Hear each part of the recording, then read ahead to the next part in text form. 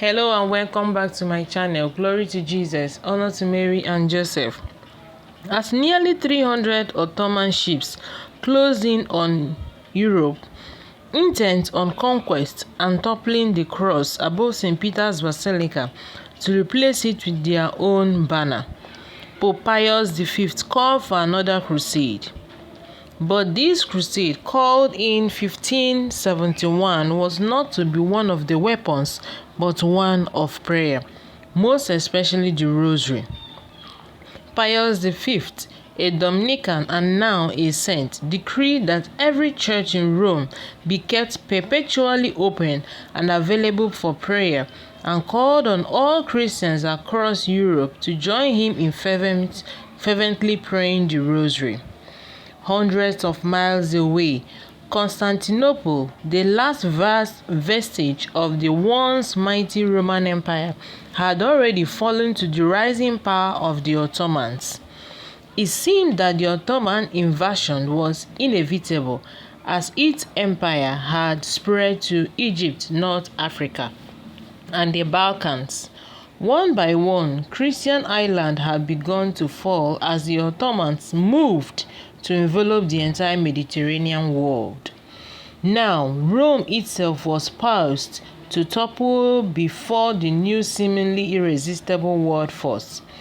Rather than waiting for the enemy to come knocking at Rome's gate, the Pope had helped to organize the Holy League, a fleet of various Catholic states including Roman, Venetian, and Spanish ships under the command of Prince Juan of Austria.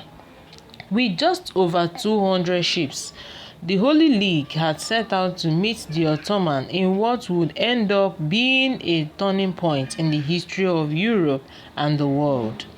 Just off the coast of Greece, in the Ionian Sea, the Holy League met the Ottomans at the shores of Lepanto. It is said that crew members throughout the Holy League fleet spiritually joined Christians across Europe by praying the Rosary as the battle drew near. On October 7th, 1571, the two fleets finally met. Though outnumbered, the Christian force was more disciplined. What ensued has been called the last great galley battle, in which hundreds of ships fired upon, rammed, and boarded each other. At one point, Prince John's ship was rammed by Ottoman leader Ali Pasha, and the two men engaged in heated hand-to-hand combat. Ali Pasha was killed, and after hours more of fighting, his fleet dissipated, with some ships escaping to the open sea while hundreds of others were captured by the Christians. Lepanto was a complete victory for the Christians. Some accounts say that Pope Pius V was granted a miraculous vision of the Holy League's stunning victory. He was moved to institute October 7, that is today, as the feast of Our Lady of Victory, which we now know as Our Lady of the Rosary. Though the Ottoman threat was by no means eliminated by their defeat at Lepanto, the Holy League's victory renewed the confidence, optimism, and perhaps most importantly, Marian devotion in Christian Europe.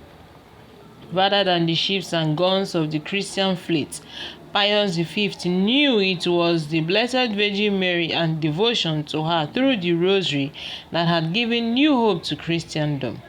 Today, the Rosary continues to be the weapon of choice for Catholics fighting for God's kingdom throughout the world, from outside abortion clinics to inside family living rooms. The Rosary is faithfully prayed across the world. By praying the Rosary, Christians place their hopes and fears faithfully in the hands of Mary to take to the throne of her Son. Pius V put it eloquently in his 1569 papal bull on the Rosary. In circumstances similar to those in which we now find ourselves, when parts of France and of Italy were unhappily troubled by the heresy of the Albigensians, which blinded so many of the worldly that they were raging most savagely against the priests of the Lord and the clergy.